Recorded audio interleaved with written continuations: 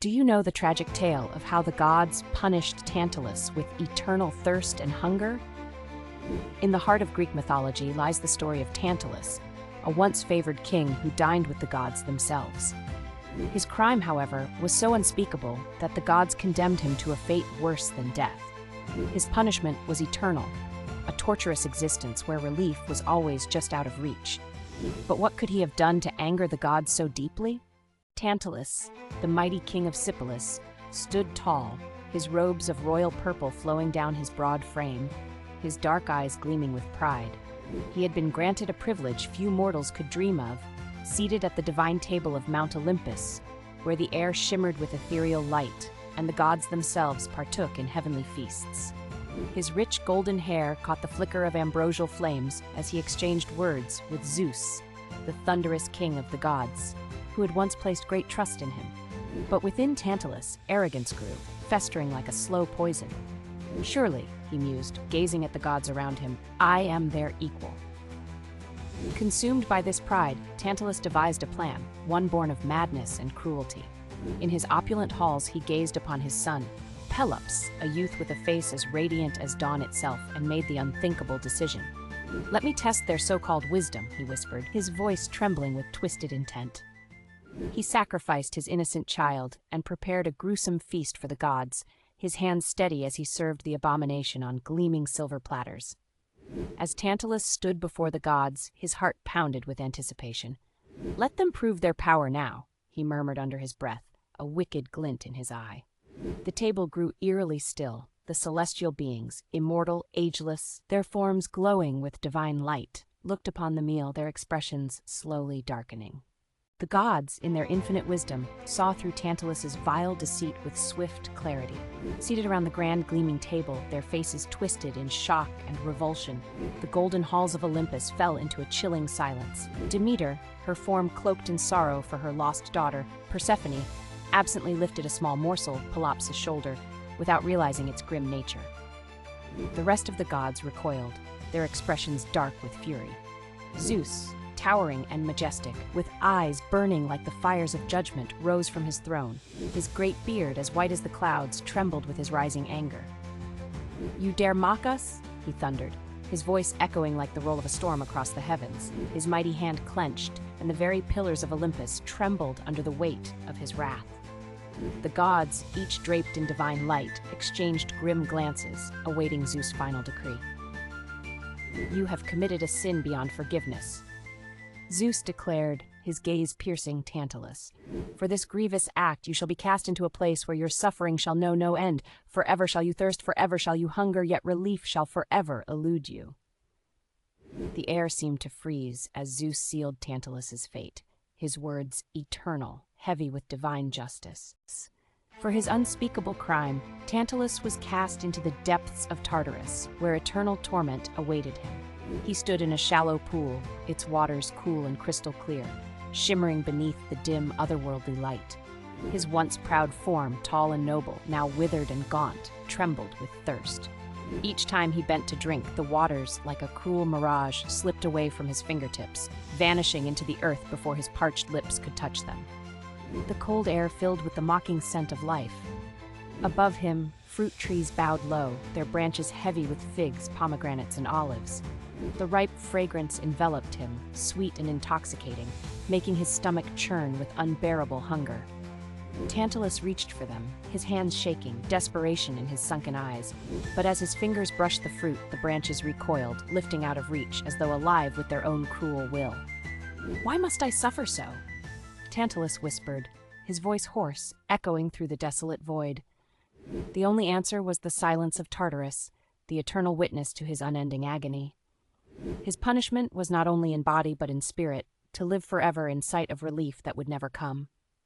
I am dying of thirst, Tantalus groaned, his voice rough and cracked, as though the very desert had taken hold of his throat. His once proud form, now gaunt and withered, stood waist-deep in the cool waters of Tartarus. His lips, dry and parched, trembled as he reached down, desperate to drink.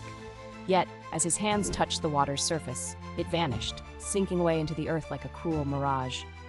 His throat burned, scorched by a thirst that no water would ever quench. Above him, ripe fruit dangled from branches, the air sweet with the scent of figs, pomegranates, and olives. Tantalus stretched out his trembling hands, his fingers brushing the cool skin of the fruit, so close he could almost taste it. But just as his fingers grazed the surface, the branches recoiled, lifting the fruit beyond his reach. His stomach twisted with hunger, a hollow ache gnawing at his insides. "This is madness," Tantalus rasped, his eyes hollow with torment, his voice barely a whisper. "Will no mercy be shown?"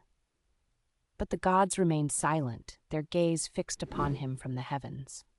The faint light of Tartarus flickered, casting long shadows across his once regal face. The punishment was not just of the body, but of the soul, a torment to remind him, and all who beheld his fate, that no mortal could deceive the gods and escape justice.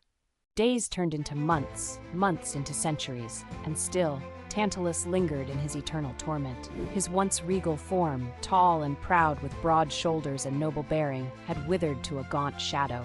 His long hair, once lustrous, now hung in matted locks, framing a face etched with deep lines of hunger and despair. His lips, cracked and dry, trembled with every desperate whisper. The waters that once surrounded him now seemed to mock him, glimmering just beyond his reach, cool and clear, but always retreating when he bent to drink. His stomach groaned, hollow from the constant ache of hunger, as ripe fruit swayed above him. Figs, plump and fragrant, dangled just beyond his grasp. "Why must I suffer so?" he cried, his voice hoarse, echoing through the vast, empty expanse of Tartarus. His fingers clawed the air, stretching toward the fruit that lifted away as if carried by invisible winds. The gods had heard his cries, but their answer was silence, colder than the deepest abyss. "You dared to challenge the divine," whispered the wind, or perhaps it was his own mind unraveling. Tantalus had tested their might, and in return, they had shown him the weight of their eternal judgment, a punishment as endless as the void surrounding him. From their lofty thrones high above the mortal realm, the gods gazed upon Tantalus with cold, unforgiving eyes. The marble halls of Olympus shimmered in the soft glow of eternal light, while the air carried the scent of ambrosia. Zeus, towering and regal, his white beard flowing like the clouds, sat with a quiet fury in his storm-filled gaze. Beside him, Hermes, lithe and swift, hovered gently, his golden-winged sandals barely touching the polished floor. "He sought to outwit us," Hermes murmured, his sharp eyes glinting as he watched the tormented king below. "But now he will feel the weight of his treachery, an agony he cannot escape." Zeus, his deep voice heavy with the finality of judgment, spoke slowly, each word like thunder rolling through the halls. "There is no torment greater," he said, his gaze steady, "than to stand so near to your heart's desire, yet be eternally denied. Tantalus's greed and cruelty have sealed his fate." The words hung in the air, cold and unyielding, as they watched the once proud king reach endlessly for water and fruit just beyond his grasp, forever tormented by the gods' merciless justice. Even now, the name of Tantalus echoes through the ages, a symbol of eternal suffering. His tall, once proud form now slumped in torment, his noble face etched with lines of desperation, eyes hollow with the thirst and hunger that gnawed at him endlessly. He stands in the cool, clear waters of Tartarus, but no relief ever touches his parched lips. Above him, the fruit dangles from lush branches, glistening in the golden light. Yet they drift out of reach each time his trembling hands stretch toward them. The god's wrath, embodied in his cruel fate, is a reminder that no mortal, no matter how privileged or favored, is beyond their retribution. Tantalus, with his rich robes torn and dusted with the grime of the underworld, had once believed he could deceive the divine. His arrogance and greed sealed his doom, and now he remains, forever yearning, forever denied.